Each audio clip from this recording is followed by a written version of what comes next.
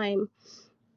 But I think speaking with Madisonians and stakeholders during the course of my campaign and now as our office is kind of rudimentary putting together a Wisconsin Green New Deal to introduce in the next legislative session, I think this incrementalism really kind of manifests from a failure of messaging and a failure to really communicate what sustainability is to those who stand to benefit the most from climate justice.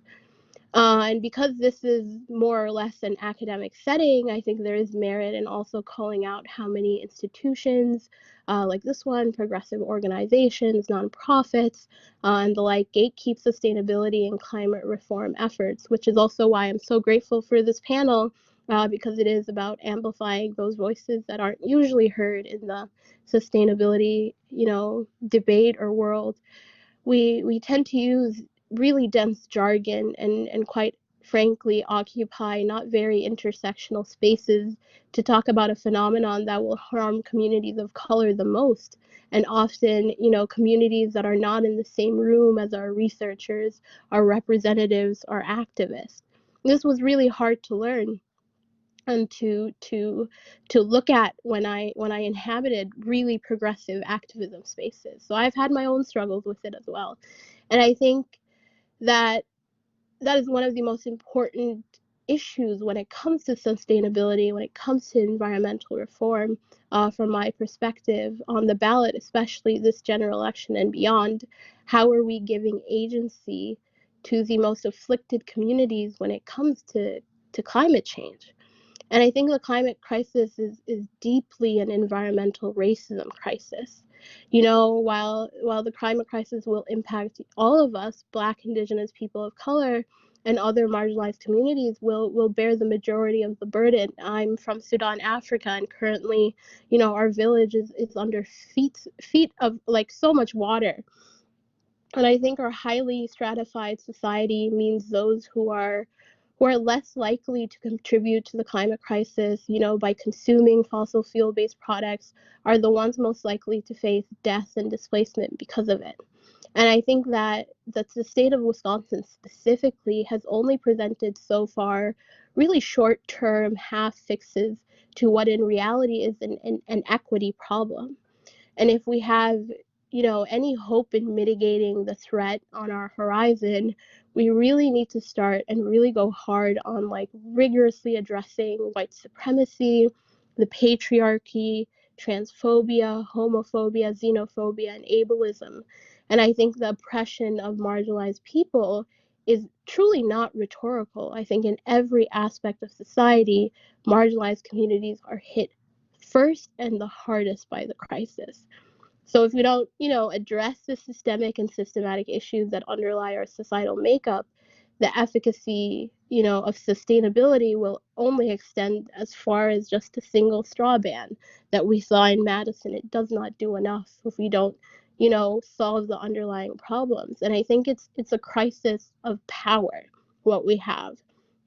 We can't really advocate for sustainability without addressing, that unchecked capitalism has meant that corporations, fossil fuel industry, special interests are really free to pollute and also consume as much as possible at the cost of the working class right here in Madison, at the cost of young people, of students like all of you, people that we see on State Street around Madison.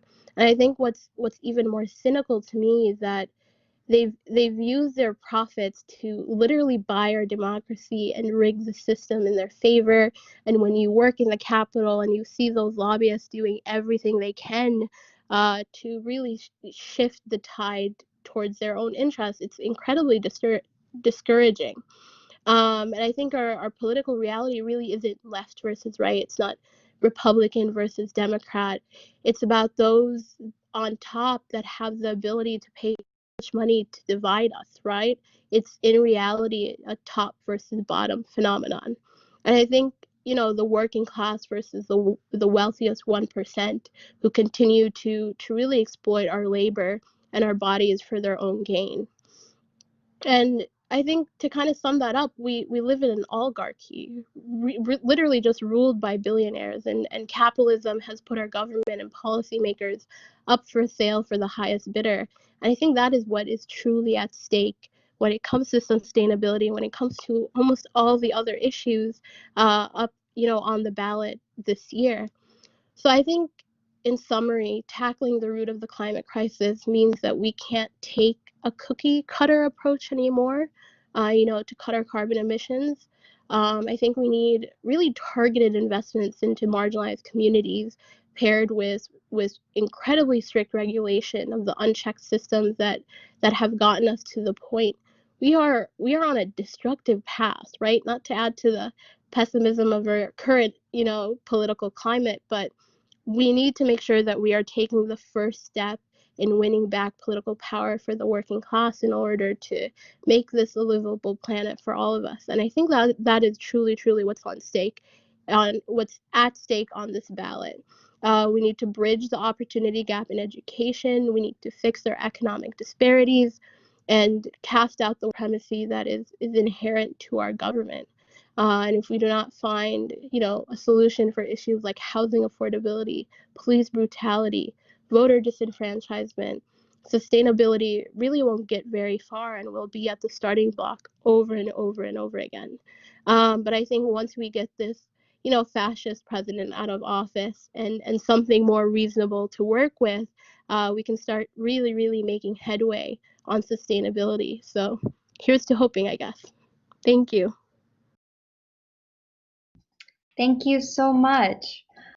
So our next speaker is Shreya Bandyopadhyay, Bandyopadhyay, and she is a political science and legal studies student at UW-Madison. Her passion for politics and civic engagement has been influenced by the empowering peers and mentors she has had the privilege to know throughout her life. She has previously interned for the ACLU of Missouri and Senator Lena Taylor, and currently she is an Andrew Goodman ambassador with the Mortgage Center and a Social Justice Hub core intern. Treya has also produced and hosted 2 podcasts, Podcast Your Vote and the Social Justice Hub Sustainability Shopping Series. From canvassing to working with the ACLU of Missouri, Treya's experiences with inspiring organizations and individuals continue to remind her of the power we all hold to change the world. All right, hi everybody. Thank you so much for that great introduction. It's so nice to be here with you all today and have the opportunity to speak about these really important issues related to both voting and sustainability. So I, like Nada, was also just going to introduce myself really quickly again, but so I'm Treya Bandiapavi. Thank you for the effort in trying to pronounce my last name. I know it's really difficult. Don't worry. My pronouns are she, her, hers, and I'm a junior studying poli-sci and legal studies with a certificate in gender and women's studies. I'm an founding ambassador with the Mortgage Center and also a social justice hub intern. And so I guess my plan was just to sort of introduce my background of my work with voting and sustainability. So basically, I kind of just got interested in politics ever since I've been really young. My parents are both immigrants from India, and so just growing up, and they're both econ professors, and so growing up, I've always been involved in a really politically active and engaged family. So I've always kind of been around that environment. I remember during the elections growing up, I would be watching with my parents, watching the debates on election night and different things like that. But I think my main political awakening, if you will, was when I when I started attending UW-Madison during the 2018 midterm season. And I canvassed with a couple of political organizations.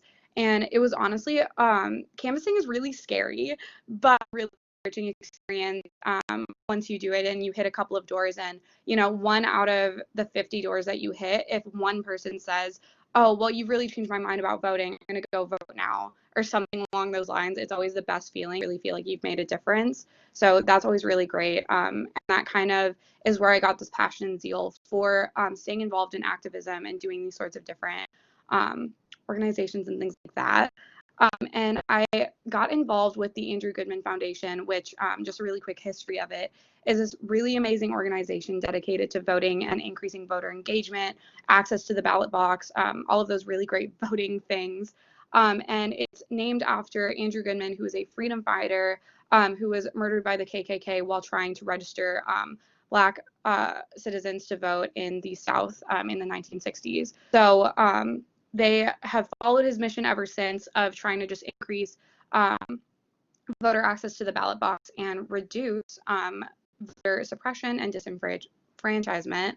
And so I got involved with the organization this summer, and my amazing co-host, Tamia Folkes, who's also one of the presenters for this, got me involved and was like, oh, there's this opening, and I was like, I'll apply, we'll see what happens. And I was actually supposed to be in Wisconsin and Washington this semester, so like I applied on a whim thinking I wouldn't do it. And luckily I got the position and I ended up deferring Wisconsin and Washington, and it has just been the most amazing experience. Working every single day with these people who are just so passionate about voting, getting out the vote, and most importantly in a nonpartisan way has been just so enriching and a fulfilling experience overall. And a lot of the time, a question of, oh, like, why do you enjoy the nonpartisan work so much? And, you know, like, I think I enjoy it so much because nobody can fight you for doing the right thing. Like, no matter what side you want to say, like left or right, people are always going to attack you from the other side. But when you're doing it as a nonpartisan activist, you can't be attacked because you're simply doing the right thing. And voter disenfranchisement and suppression isn't a platform you want to be standing on. So I think that's definitely one of the most fulfilling parts of being an Andrew Goodman Foundation ambassador and working with the Mortgage Center and Badgers Vote is just the fact that we are nonpartisan, and you get to engage with a wide variety of audiences and just basically trying to get out the vote, which is so important. And that kind of leads me into my next topic of what is Badgers Vote? And so Badgers Vote is a really great coalition on campus made up of a bunch of different organizations. And our main goal is just to get out the vote and increase student awareness about voting. And so we've done a wide variety of different initiatives, including couch parties, registration drives, Voterpalooza. We work with all sorts of different organizations on campus. We work very closely with the city county clerk's office, all of those sorts of really great things. And so that's done through, that's just Badgers Vote. And then we also have the podcast that I hosted and or created and co-host with Tamia Folkes called Podcast Your Vote. And so kind of the vision for that came from needing a new avenue to reach out to voters, because I think a lot of the time we're kind of zoomed out. We're sick of going to events. We're sick of seeing all of these things on our social media. So we were just looking for a new avenue to branch out to for getting out the vote. And so I started this podcast, and Tamia really wonderfully was like, I'll help. And so we're co-hosts on it, which is really great and fun. And so we're basically a nonpartisan podcast. We're dedicated to increasing student voter turnout and engagement. We've covered so many topics, ranging from the power of the youth vote. We talk about how to turn protest into policy. We're planning on doing an environmental episode soon. We've talked about immigration, all sorts of different things. And so one of our main goals is just education and engagement that's really easy and accessible for students to utilize. I think as college students, it's really exciting to be amongst other college students because we're always really excited and willing to learn and grow with each other and from each other. I think something that's more difficult when reaching out to adults is that, like, as you grow older, your mind just becomes less willing to accept that maybe your viewpoint is wrong, or just less willing to learn new things. So I think that's really exciting to work constantly with different students and help educate them and have them help educate us. Honestly, every single episode we do, we learn so much from all of our different guests. We've had a multitude of guests. We have students, professors, community organizers, even political figures as coming up. And we've also, one of our main topics that we like to hit is the power of the youth vote. We just think it's so important, especially speaking with students on a daily basis. We are a podcast aimed at increasing student engagement, as I've said like 500 times. I'll say it 500 more. And so one of the main things that we do is talk about the power of the youth vote and how important it is. A lot of people have been told that their vote doesn't matter, or that they don't know enough about voting to vote, that it's too hard to vote. And I think the only thing that is true out of that is that it is hard to vote. It's really frustrating when people are like, oh, voting's easy, just go do it.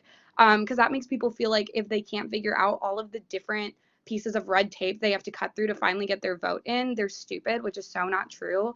Voting is a really complex and complicated process sometimes, especially because we don't have one uniform voting law for every single state. They're different in every single state. As an out-of-state student myself, I had to switch over to the Wisconsin voting laws, and that was a confusing process on its own. I tried to vote absentee to Missouri my freshman year, which was confusing. So that's one of the really important things that we like to hit, is that voting is hard, but you have all of these different resources here for you to help you figure out how to vote and get that done. We also just talk about how important it is for student voices to vote, because our voice is what matters. Like, we're the ones who are voting policies in for policies that we're going to live with. And so that sort of gets me into the whole sustainability thing of it all, is because our vote matters for what environment we're going to be living in, both environmental proper, and the climate that we're living in terms of like social and cultural. But we're here for the environment proper. So it's really important for student voices to be voting for that, because you're voting in policies and politicians that you believe in and that you believe will help solve our crisis. That in. And another thing we're really passionate about talking about is not everything is politics with the capital P. Climate crisis and environmental policies are simply not political. They are a nonpartisan issue, and there's no questioning that we're in the middle of a climate crisis. There's no questioning that global warming is happening. The question is, how are we going to go about that? The question is, whose fault is it? And that's where you can start getting into your camps and your different political divides. But the basic education of it all, and the basic awareness and voting in for policies and people that you believe in, that's all nonpartisan, and that's our job, and that's what we're really excited about talking about and getting the information about. Thank you so much. All right, Thank you. On to the next slide. Tamia's intro. Okay, so Tamiya is a journalism and political science student at UW-Madison. Her passion for information and educating her peers stems from a desire to uplift and empower marginalized and underrepresented communities. Tamiya currently serves at the Big Ten Voting Challenge intern at the Mortgage Center of Public Service, and as an Andrew Goodman ambassador as well. She writes for the Wisconsin State Journal and Madison Commons. In addition, she is a co-host of the Better Votes podcast Your Vote. All of her positions have heightened her passion for politics, education, writing, and activism, and she is excited to continue growing and changing the world for her peers, or with her peers, yes. All right, hi everybody. My name is Tamia Folkes, and like Norma said, I'm the Big Ten Voting Challenge intern at the Mortgage Center of Public Service, and I'm also a journalism major at UW-Madison. I'm so excited to be here with you all today. I'm running here from another panel, so I just made a short presentation to share with you all. But just to go off of what Shreya was saying, I think some of the stuff that I'll say in my presentation is kind of similar. The work that we do is so exciting because it really gives us an opportunity to connect with young people and set this precedent for young people going out to the polls and recognizing that if we use our vote as if it does have a tremendous influence on the change that we hope to make, then we can tangibly make that change. And so I think in conversations about sustainability, which are so important and especially important about in this conversation about amplifying BIPOC voices, is that a lot of these issues most predominantly impact communities of color. And so when we're going out and we're voting and we're having these conversations about policy that impacts us and that we think, eventually impact our future, we have to recognize that more rapidly it will impact people that are more disadvantaged than us. And I think that that is something that is not talked about often. And, certainly is something that we have to uplift in this conversation about voting and activism and sharing space with other people and recognizing that when we go out to vote, we're not just voting for us, we're voting for others. And it is so crucial to recognize the power behind that. And so I have a quick Actually, it's so not quick. I have a video that I'm going to share with all of you. And once again, thank you all for being here. It's so exciting to be here with all of you. And I hope that this is informative and helpful. So just give me 1 second to share my screen.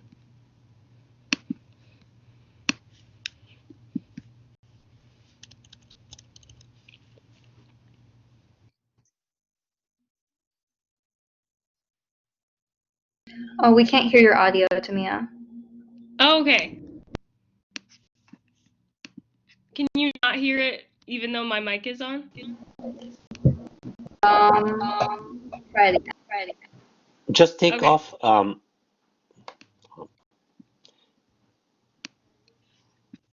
Is it okay? Can you hear it okay?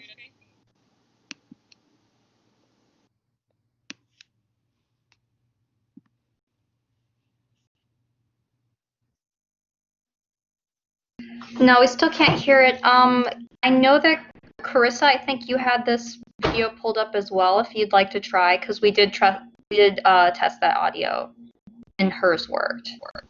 Okay. This happened with me before, and it was because of the mic that was connected to the computer. If you remove the mic, I was able to share a video. I don't know if that's the problem. Huh. I can just share mine. Sharing my screen? Yeah. Okay. I'm not sure how to turn my screen share off, sorry. Thank you.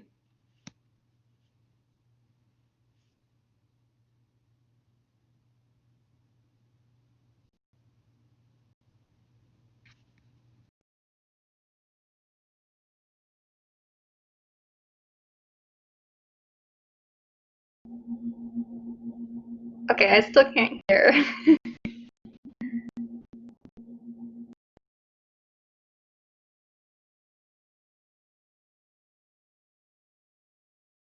Oh, wait.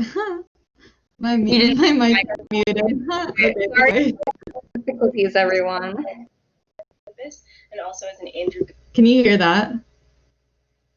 Goodman ambassador, and my Yes. sole purpose. Okay.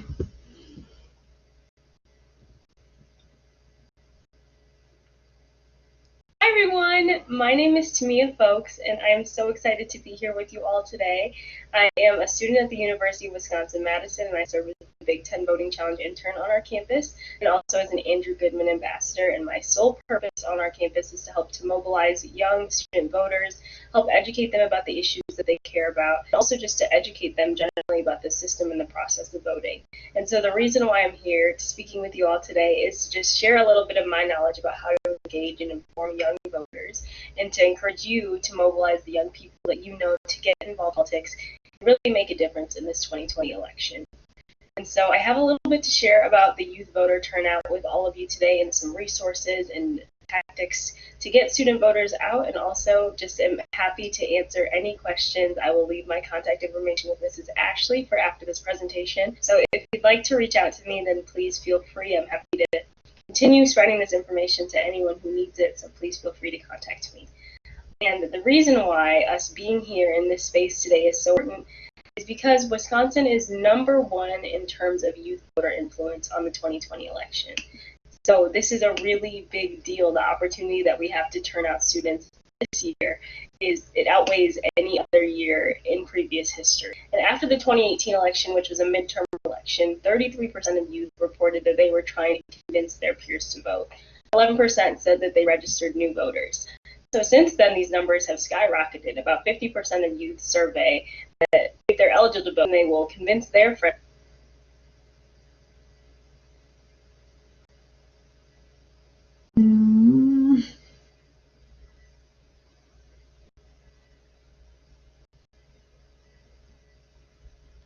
I love technical issues.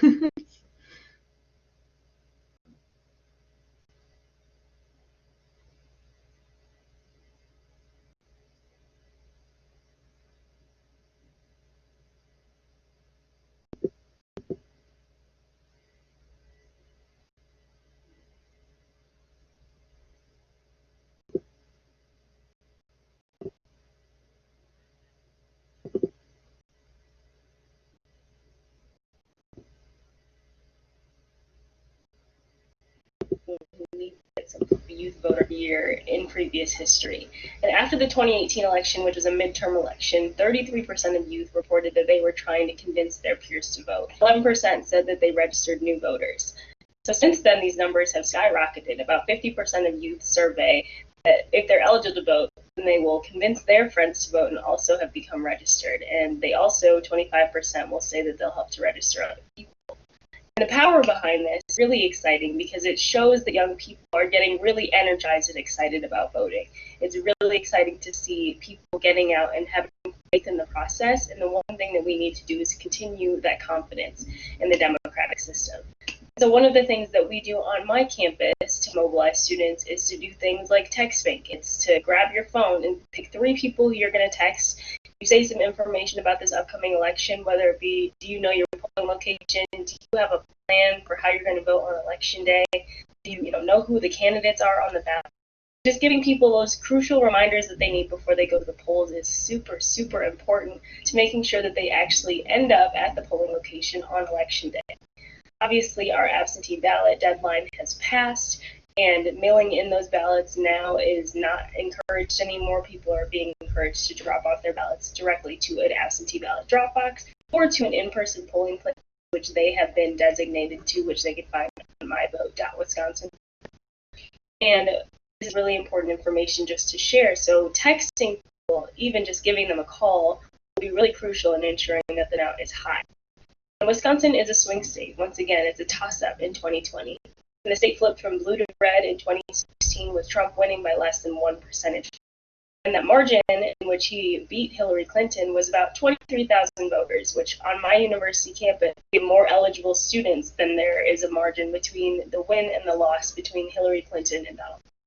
No matter what anybody's political affiliation is, the most important thing to recognize here is that youth voters could entirely swing an election, which makes it even more important to turn them out and get them voting. And so one of the other things that is super, super important and really is something that we should amplify as a community is that in 2018, youth of color, especially Black and Latino women, were most likely to be active in movements regarding activism and political movements and creating social change. They played a major role in electoral engagement in 2020, and we see that here in the service and in the action that we're taking today. And so continuing to mobilize and excite the young people who are around you and reminding them that their voice and their story matters is so crucial to their ability to participate in electoral processes in the future. Whether they're in high school and they're not eligible to vote, or they are someone who is eligible to register, we constantly need to reinforce the messaging that people's stories and their voices are crucial and important in our pursuit of a better world. And so one thing that you can always do, no matter what, is have these conversations at the kitchen table and remind people that politics don't always have to be centered around a political issue per se.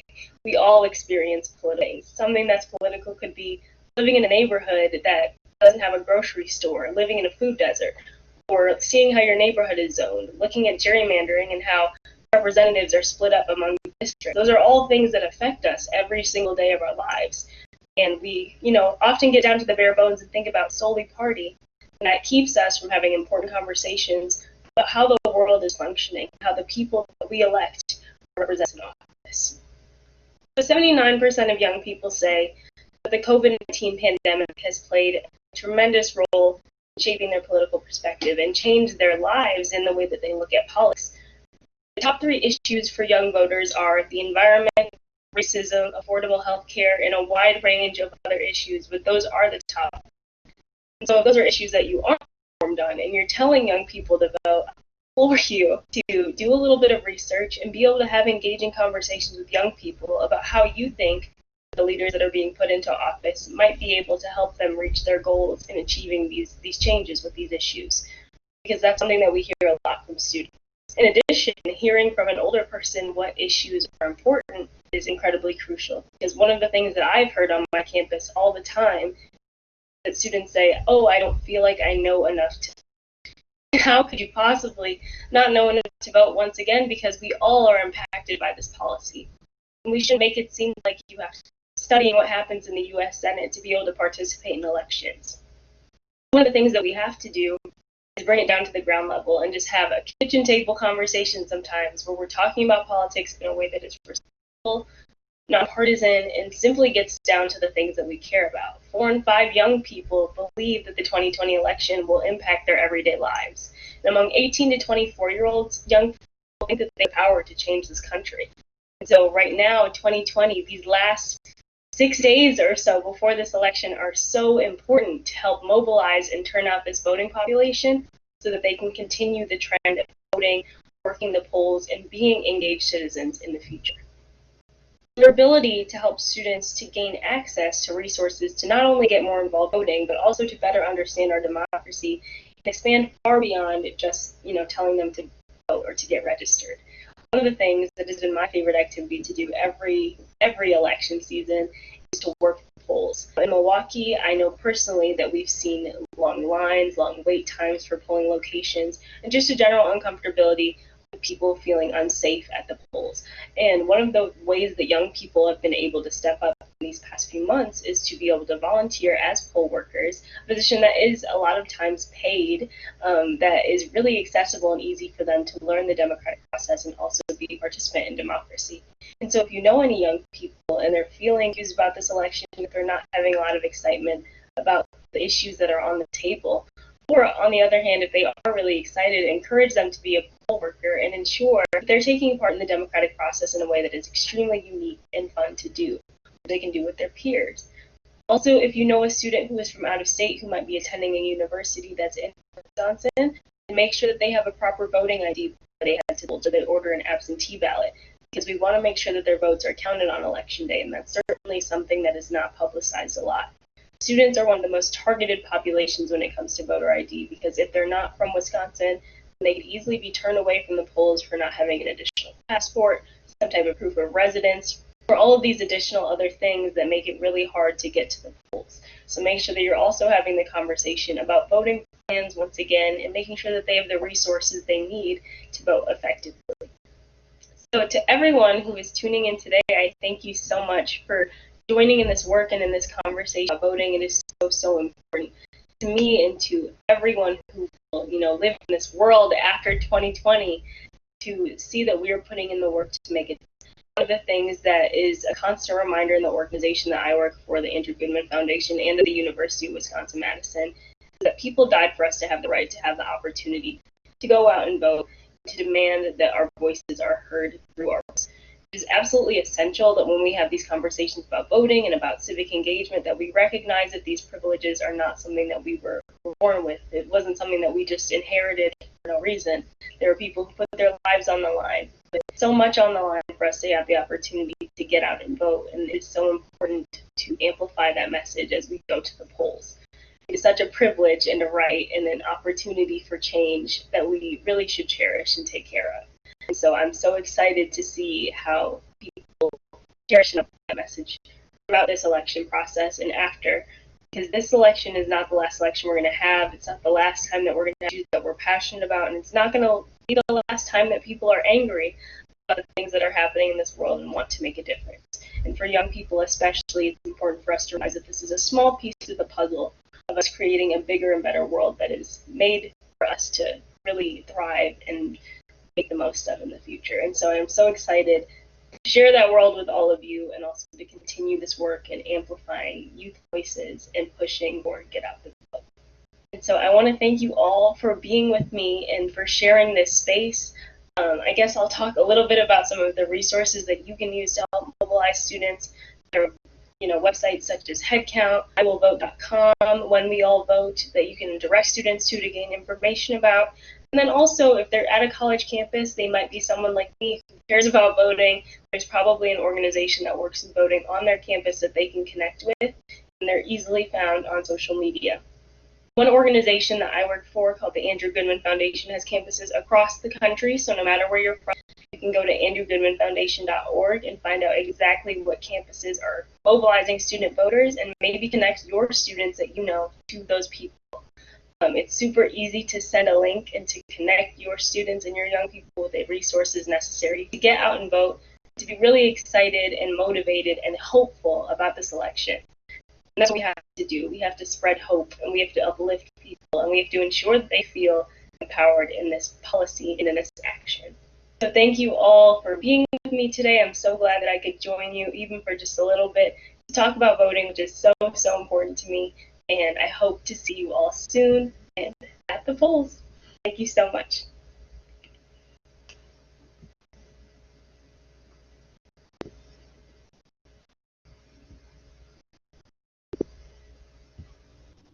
Thank you, and that's all I have. So thanks so much. I appreciate it. Thank you, Tamiya. So up next we have Samer. Samer is an associate professor of the Department of Community and Environmental Sociology and for the Department of Sociology's graduate program. He is also affiliated with the Department of Geography and the Middle East Studies program. Additionally, he was the director of the Holtz Center for Science and Technology Student Studies for 4 years until 2019. Samer works on water politics under settler colonial states, and at the moment he is focused on 2 relevant projects, one on the Menominee Nation's water rights and sovereignty, and the other concerning Palestinians under Israeli control. He writes on water politics and water justice broadly, and his work can be found across top-tier journals. Currently, he's writing a book on water history and politics in Palestine from the 1800s to present day. Thank you. Thank you so much. I assume my presentation will come out. Oh, I can do it, right? Myself? Yeah. Thank you. It's really great to be here with you all, and I'm sorry for the stodginess of my presentation, how stodgy it will be compared to the other 3 amazing, fascinating talks. I am so happy to be with you, and I think it's good that I accepted to be invited to this particular session because I got to hear the other 3 panelists who I might not have heard of, the conversation before. So it will be a little, it's very complimentary. My talk will be very complimentary to the others, and you will see how and why, but at the same time, it has some sort of I don't know, professorial stodginess kind of, but you please bear with me. And the reason is that I wanted to, and I'm sorry here, it seems that, I cannot make them appear one at a time because of the BB Collaborate or something. So I wanted to give you a really quick history of sustainability and what it means, because our understanding of sustainability will really make us understand how does it form now in our political kind of moment at this time. So if you think back to the 1950s to the 1980s, there was a huge rush in the world at large, right, towards development and modernization. So people were rushing industrialization, especially in the global south, in countries, developing countries, right? They wanted to modernize, they wanted to kind of cover the gap between the West and the South and the East, or between the North and the South. And because of that, development projects were going really fast. And of course, starting from the 1960s, as you see, environmental awareness becomes a really important element, right? We all know Carson's, for example, Silent Springs, where she talks about how the lakes are being affected by thank you, Kathy. Kathy Middlecamp, my friend and colleague, is here, and she sent me something, a support comment. But anyway, so environmental awareness started to become really important in the 1960s until the 1980s. Everybody is talking about environmental problems, how this development, this rush to development and rush to industrialization is accelerating the use of fossil fuel. And because of that, the multiple problems, acid rain, environmental accidents that are happening all over.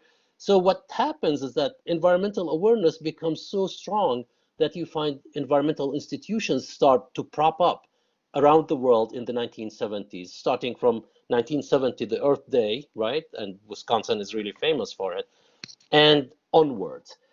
So by the 1980s, the crisis comes in and people start thinking, okay, what are we going to do now? We have to have development on the one hand, right? but at the same time, we are having the crisis of environment. That's where sustainability shows up on the scene, right? Sustainability becomes really important in 1987 when the Brundtland Report, or what we call our common future, becomes sorry, 2015. That's not 1915.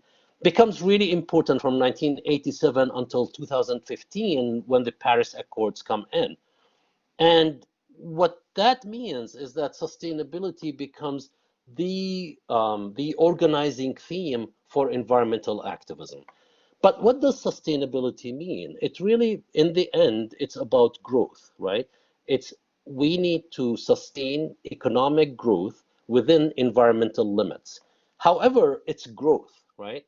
It's development, it's growth, it's basically wealth, right? Action of wealth.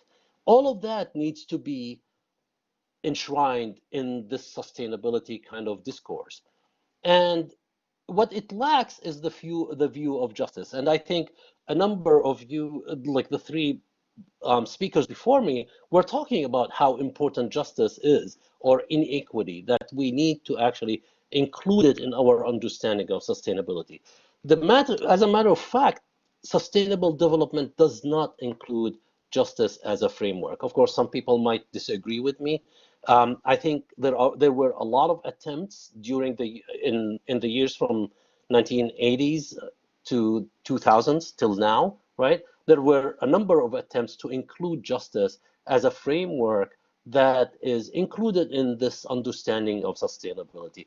What that means is that we do not want to sustain growth and profit accumulation, right? We don't want to sustain capital accumulation so that without paying attention to who is being harmed, right, within environmental justice discourse, who is being harmed, how minorities and people of color are harmed much more with environmental harm. We want to pay attention to equity in economic frameworks, right? All of that stuff is not really included. Sustainability, as it emerged in the 1980s, did not have that as a concern. And people tried to add it several times. And even in 2015, I think the Paris Accord actually does not achieve that result. Oh,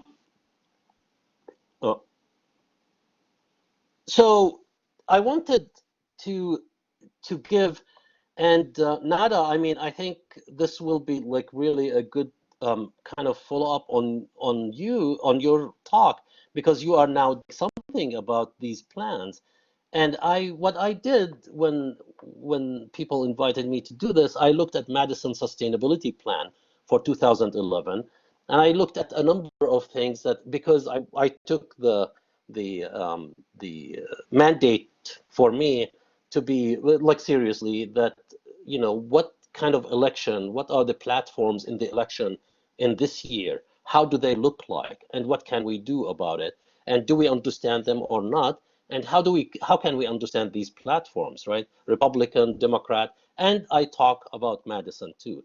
So Madison, for example, came up with a plan in 2011, and it includes a lot of things. Like, for example, they talk about natural systems, air, water quality, etc., planning and design, transportation, carbon and energy, economic development, employment and workforce development, a number of things, right? And they were all really good in terms of, if you take the environment as something that is separate from social systems, and if you take it as separate from economy, separate from politics, separate from justice questions, it's great, right? Because it reduces carbon emissions. It does a number of things that address environmental kind of issues. However, it seems not to, at least in the 2011 plan. And, you know, this is a quick reading. I mean, please don't quote me. I mean, but in general, what I feel is that it's missing a clear commitment to equity, right? And I think Nada did point to that, how within Wisconsin we have not been really committed to equity, to equitable kind of frameworks. And so mostly, for the most part, the plan, as I read it, was really about the economic machine of the city, right? How do we make that economic machine function really well, right? With the least possible pollution, which is back to the sustainability of the 1980s, right? We need to make development. We need Madison to grow economically and developmentally in order to accumulate wealth, right? Because that's what growth is. But while at the same time keeping sustainable kind of environmental limits on that development. And so for example, one of the things that they talk about in the plan, and here's I'm talking about number one here, but one of the things that they talk about in the plan, they talk about buildings of affordable housing that are located close to mass transit, without any reflection, right, of the fact that that's exactly where the wrong side of the track is, right? That's exactly where minority populations have been always pushed towards that kind of argument, where you actually push them near the transit, near mass transit, and without any kind of without paying attention to the fact that it's actually that's the at the heart of what environmental justice literature and scholarship has been talking about in the past. But the second one, so there is a sense in which, for example, in the plan, they did not talk about living wage, right? Only once it was mentioned, right? And it was mentioned only in the process of talking about how we need to develop, but it's not in the process of saying that people actually have a right to living wage. So then the second issue is about settler colonialism and decolonization. Here, what I felt in the plan is that the plan did not pay attention to the fact that Madison is actually on the Ho-Chunk land, right? And it did not acknowledge the indigenous population as a population that we need to deal with, and that we need to deal with them in specific ways. So without directly addressing, for example, how is this appropriation of land that happened 200 years, 100 years ago, right? And 150 years ago. And how did that appropriation of land translate to a settler colonial kind of present?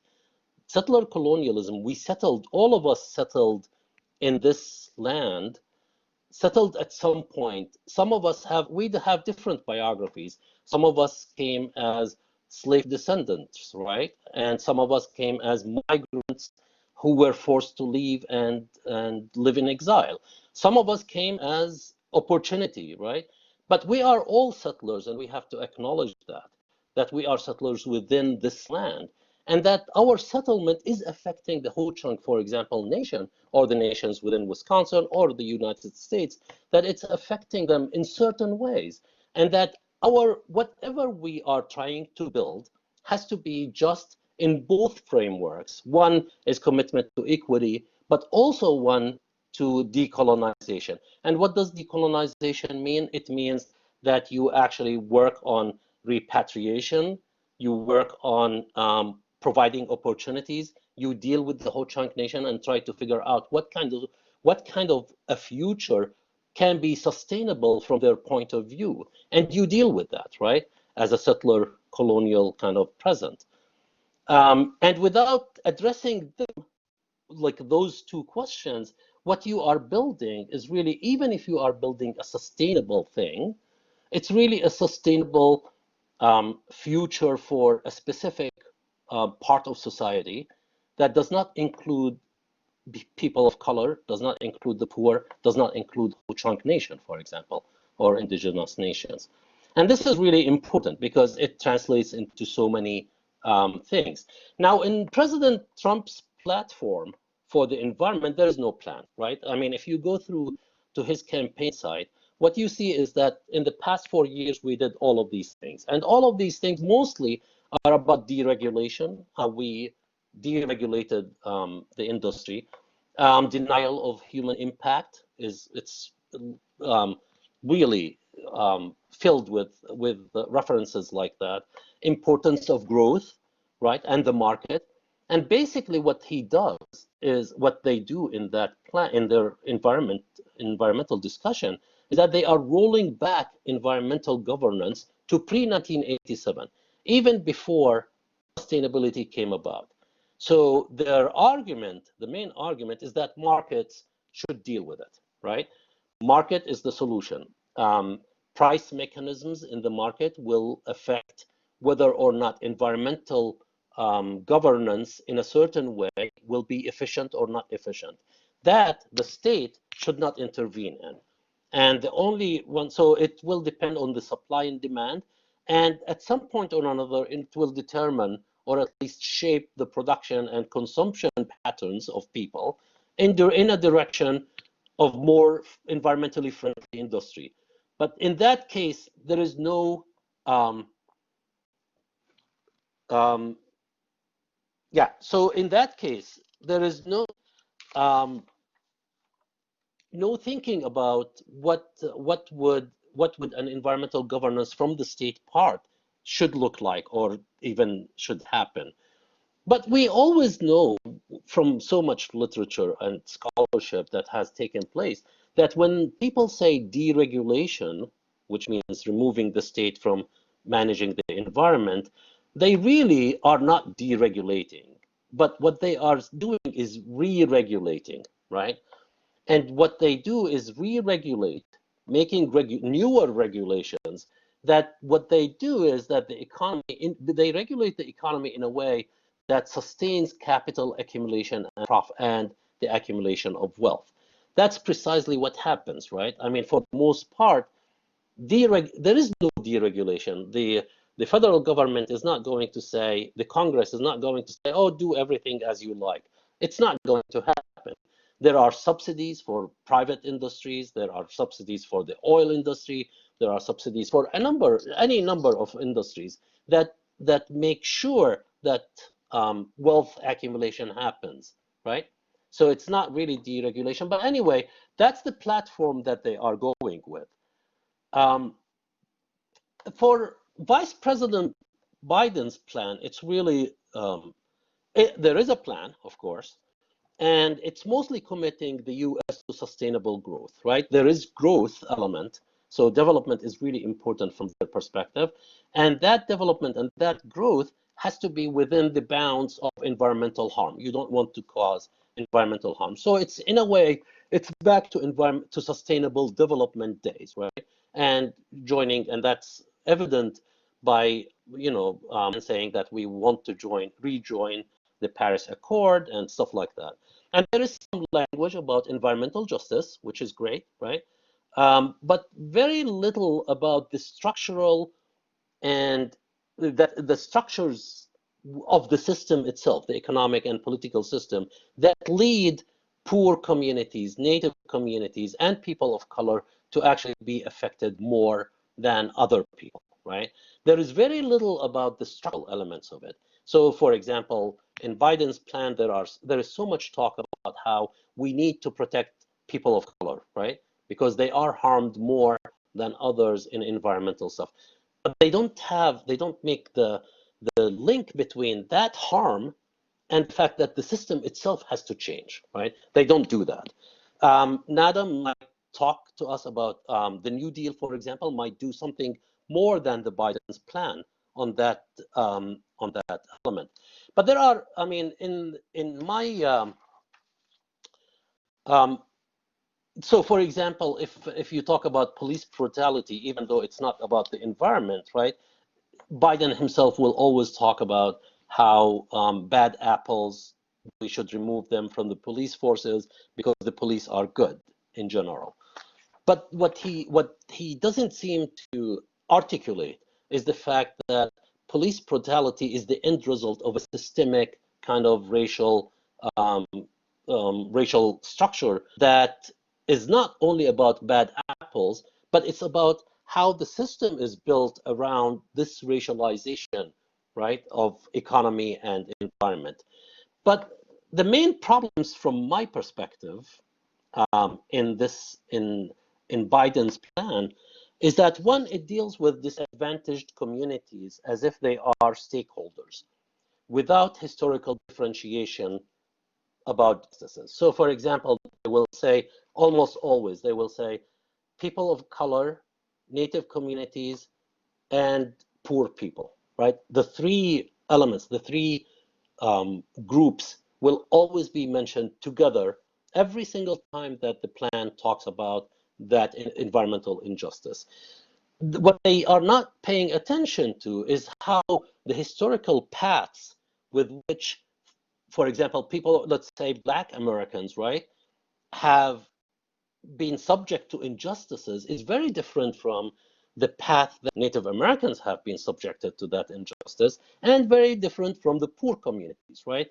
Each community had a different path towards injustice, and we cannot lump them together assuming that we will have one solution that will actually resolve everything. That's one, especially from my perspective, because I work on Native American and settler colonialism, right? The Native American experience has to be acknowledged as something different precisely because it's national, right?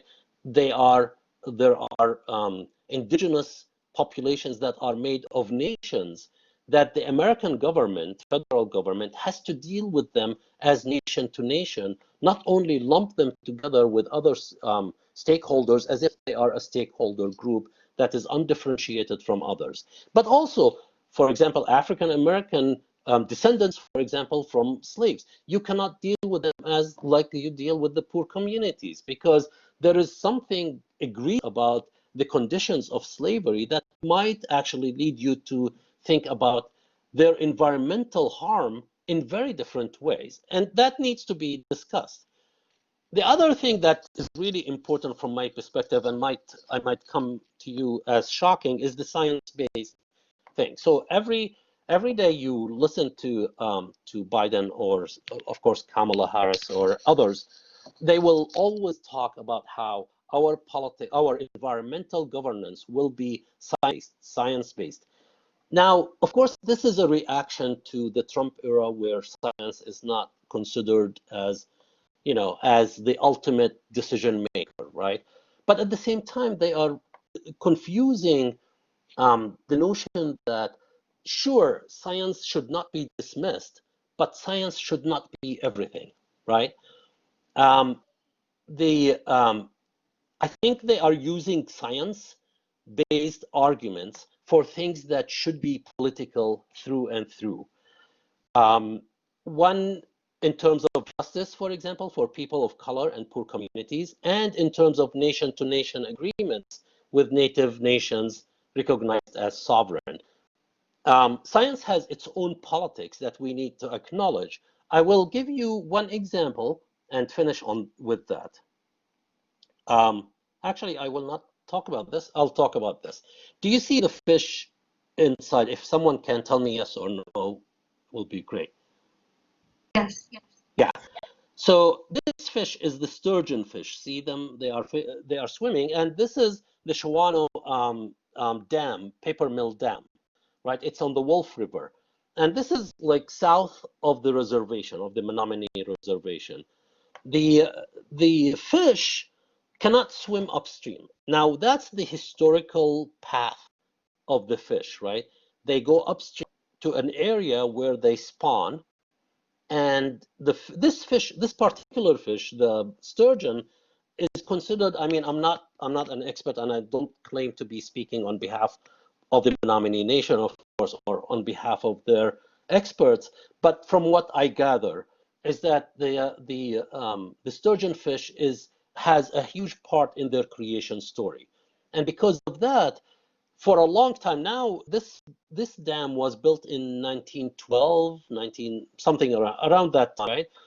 And for 100 years now, more than 100 years, the fish cannot swim upstream. Now the Menominee have a festival every year towards like the beginning of May, right, or the end of April, that they have a festival which is, they fish and they eat and they have a great, culturally really important from their perspective, precisely because it has to do with their creation story. And so the fish has not been able to migrate upstream anymore for 100 years. Now, what the Menominees did is that they asked the state to force the dam operator to build a passageway for the fish, right? In the 1990s, they started requesting that. And in 2016, just recently, the Department of Natural Resources in Wisconsin said no, final decision, right? After 20 years of haggling over whether or not to build a passageway, what kind of passageway, how to build it, what to build it with, right? So they rejected the story. Now the question, of course, for the Wisconsin DNR, they based their decision on scientific and technical assumptions, right? One, they didn't want invasive species to use that passageway to go up, especially the Asian carp. And two, they did not want disease to travel from downstream to upstream, right? Now the question is whether that technical and scientific kind of arguments, of course, there are so many ecologists who say, no, this is wrong. That doesn't happen because the water is much colder. They don't pay attention to the different ecologies of upstream and downstream, etc. So there are arguments. I mean, it's not a settled kind of scientific fact, but the assumption that you can actually decide on Menominee nations' cultural framework, right? This shows you how settler colonialism did not end in 1850 something when they signed a treaty with the United States. The settler colonialism is a continuing present even today. We all are participants in it. And how do we participate in it, especially in scientific and technical arguments? When we provide scientific technical arguments for something that should be resolved in terms of politics, precisely because the Menominee nation is a sovereign nation, right? That has rights from that it gained from treaties from the United States government. That's where the question of science and technology come in. Is science and technology what you should use in order to make decisions about environmental issues as such, or is it just one factor in something that is all about politics, right? Whether it's about politics from native communities and with settler colonialism and sovereignty, or poor communities from class struggle and people who cannot afford living, and it's about how do you redistribute wealth, or it is from race and gender, for example, framework where you have to deal with racial injustices along with environmental stuff that you can frame as technical and scientific. Thank you. Thank you so much. You're welcome. So thank you so much for all to all our presenters. As mentioned before, we'll now open up a discussion for our audience questions. Since our panelists had so much information that they could share with us, I think we're running a little short on time. So we may just ask a couple questions, maybe one or two. So our first question, and you'll answer this in the order that you presented. If you could implement one sustainability policy or initiative in Madison, or specifically on campus, what would it be?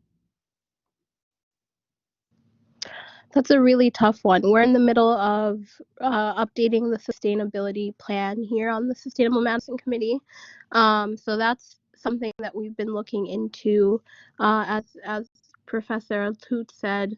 But I think for me, statewide, I would love to see any environmental policy that would start looking at the adventure gap that we have here, that communities of color, marginalized communities, really can't access nature the way privileged communities do. So if we had a way to make state parks and national parks, more accessible, I think that would be such a terrific thing. And this comes from my own love for nature. I lived in Colorado and in the mountains, so I think that's one of the cooler ones that I would love to see implemented. Yeah, I really love what Nada said, and also I won't outline like any specific policy things just for the sake of nonpartisanship, but definitely just education. As I've said 500 times now, we're just really passionate about education and education in policies. So I think just speaking more about sustainability and sustainable policies and getting those more out into the public consciousness and having that be a topic of debate and a topic of discussion amongst students and just people in general would definitely be one of my key priorities if I were in a position to do so, and having that be a really key platform in K through 12 education.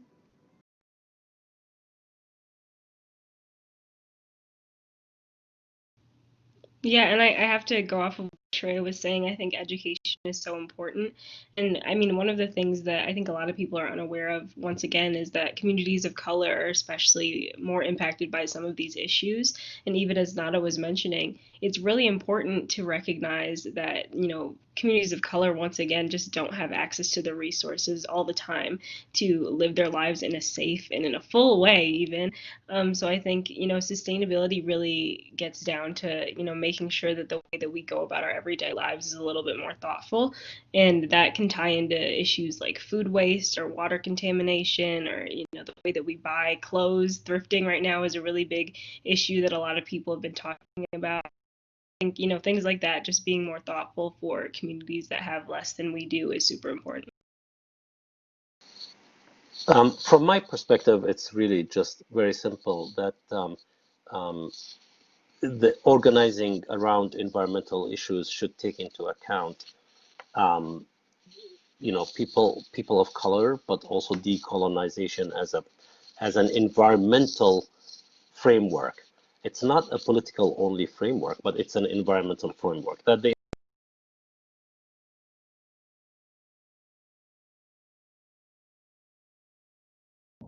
Well, Samar, we can't hear you. I don't know what Oh, happened. sorry.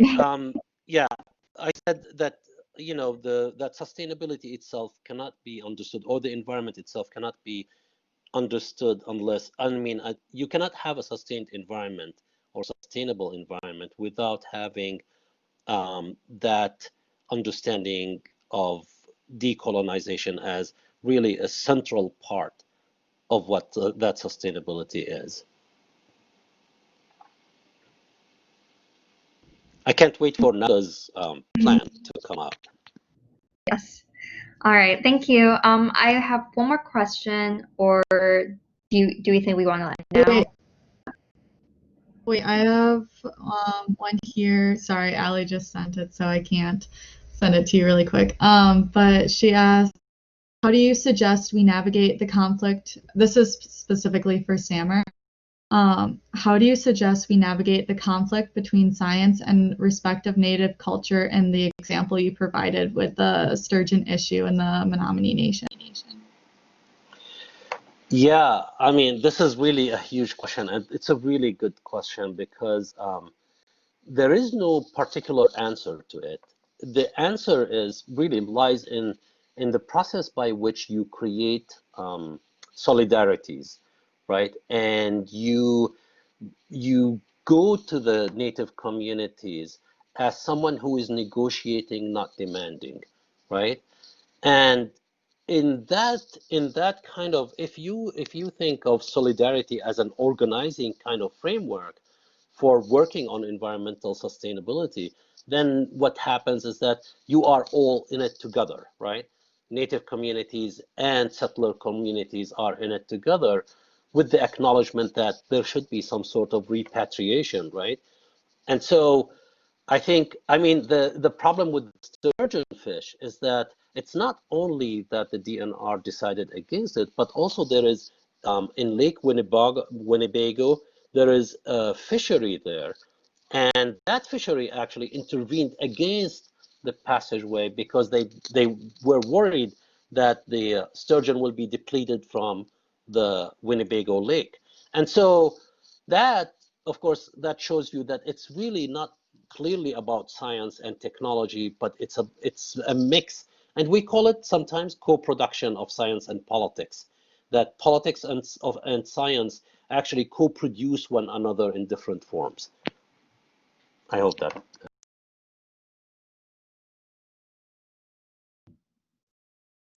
Yes. So I also have another question. Right here, just a sec. It's loading. Yes. So why is it important to have both short-term and long-term solutions when thinking about sustainability? And again, just go by the order that you presented.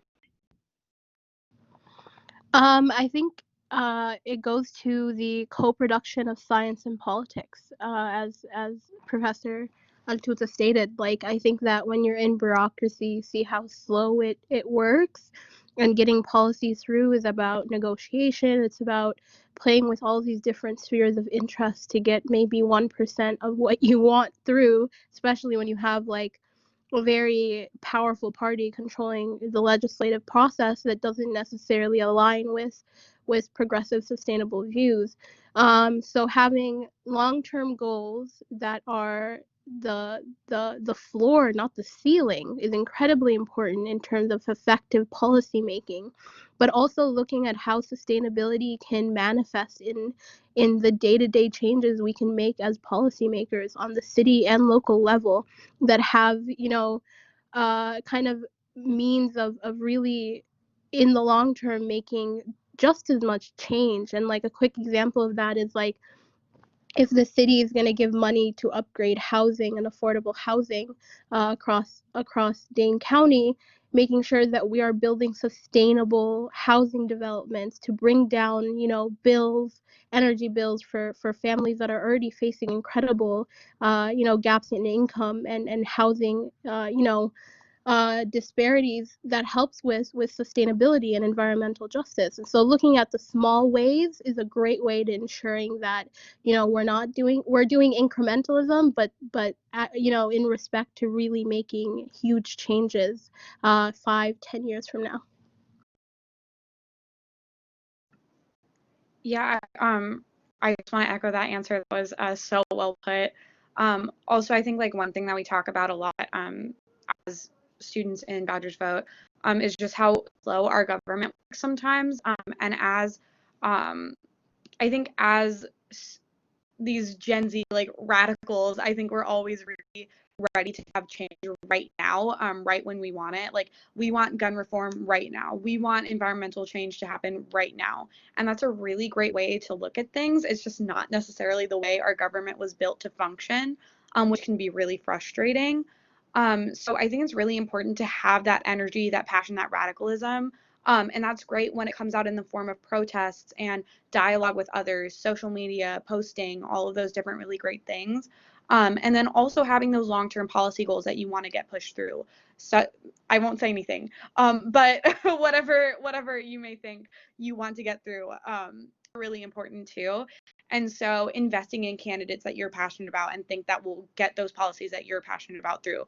Investing in campaigns, in platforms, all of those different really great things, both financially, culturally, socially, all of those really great things you should do. And so I think it's kind of important to have that balance of long-term and short-term goals. And one of the really most important things about that is just fostering dialogue, manifesting, putting it out into the social consciousness, because we cannot possibly hope to achieve anything unless you start talking about it with others and your peers, and getting that idea that you want to have become a policy out in the first place. That's so important. Yeah, and I think Shreya and Nada, you nailed it. I think especially in terms of looking at how young people look at the political process, it is easy sometimes to get caught up in and not recognize that the fight that we're fighting is just so much longer than we might want it to be. So one of the things that I think we talk about once again in Badgers Vote all the time is not losing hope in our system. I think, like, we're the people who really put the power into the system and make it work. It can easily fall apart if we're not investing time in it better. And so I think, being hopeful and also, committing your time to participating in democracy is key to seeing policies come through that you're looking forward to happening in the world that we want to shape. And so, it's difficult when people get a little bit disheartened and they don't want to vote, or they don't want to have conversations about politics, or they don't want to pick a candidate that sometimes only slightly aligns with the views that they appreciate. But want to vote anyway. And the conversations that we like to have is that no matter what, these people are going to represent you, whether you like it or not. And yes, we can work to dismantle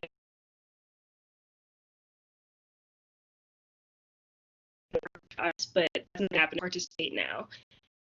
Open conversation about sustainability and about all policies that we really care about, that has to be at the root. It's that you have to invest your time in something like any hobby or activity to see it come to fruition. That's great. I actually think politics is not a goal as much as it is the way that you live, right? So I think in that sense, sustainability is not really a goal that is far from you. It's the way that you are you're organizing your daily life, right? And because of that, you know, everything that you are doing as young people who are actually participating in all of these groups, right? That's sustainability. Like that's the process by which you actually make up a better world that you live in today and you will live in for a while to come, right? As long as you are working at it. That's exactly what it is. It's like action is not for a goal, but action because it's part of the living. But also the other thing that I wanted to say though, to kind of a caution that when Shreya, for example, said that the government works really slow, and that is really true. But one of the things that I wanted to say about that is that don't forget that slowness can be a strategy of power, right?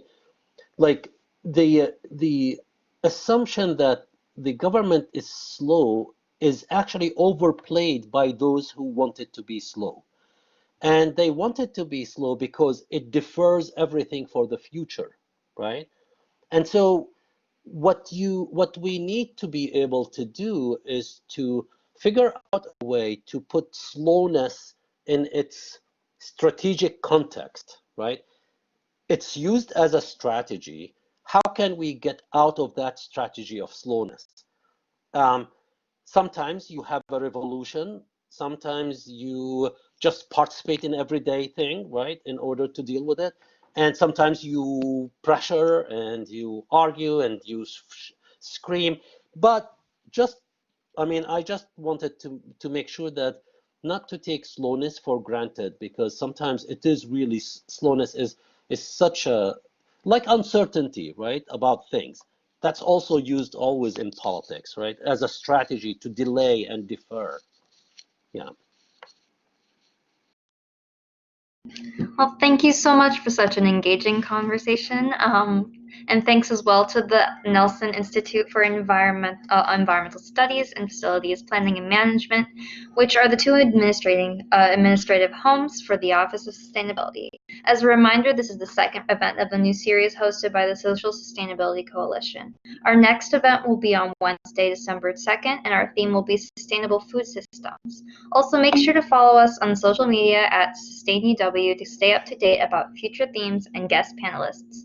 And don't forget to vote. Thank you.